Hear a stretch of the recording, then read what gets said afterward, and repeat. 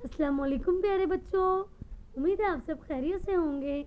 आज हम तस्वीरी कहानी सीखेंगे। कैसे हम तस्वीर को देखकर कहानी बना सकते हैं। ये देखिए, सबसे पहले आप तारीख लिखेंगे, जमात का काम और दिन लिखेंगे मंगल। देखिए पहली तस्वीर में क्या है, एक शेर। तो कहानी यहीं से शुरू करेंगे हम लोग। एक दफ़ा का जिक्र है कि एक शेर जंगल में आराम कर रहा था।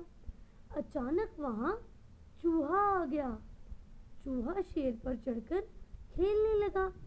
शेर उठ गया और चूहे से बोला, मैं तुम्हें खा जाऊंगा। चूहा डर कर कहने लगा, मुझे छोड़ दो। शेर ने उसे छोड़ दिया। शेर को उस पर रहम आ गया।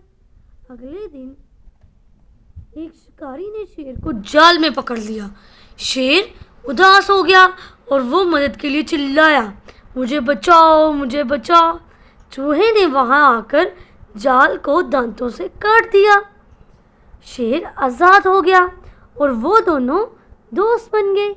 तो इससे हमने क्या नतीजा सीखा कि एहसान का बदला एहसान।